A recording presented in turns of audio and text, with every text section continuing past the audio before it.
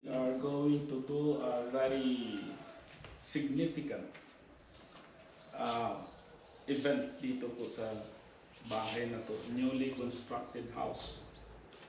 Mamaya may tatanungin ako sa inyo, Lisa. Luz, kailangan ko yung confirmation ninyo kasi mahalaga yung declaration. Kung kayo mag-declare mismo, mahalaga yun. Okay? So, maya kayo. Amber, pakikuha mo nga ng tubig. Mamalat na naman ako. Dito ba tubig dito? Ang dami nila tubig. Amber, dito na lang. Yung tubig dito. Tubig.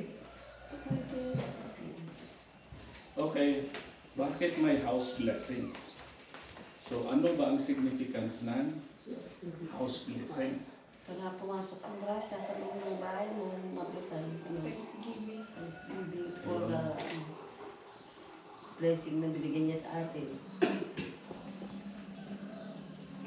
Ito ang term na ginagamit mula noon pa hanggang ngayon, house blessing.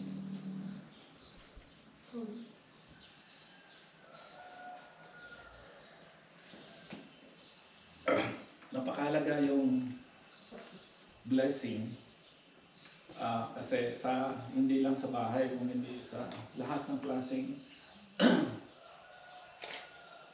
bagay na pinagkaloob ng Panginoon sa atin.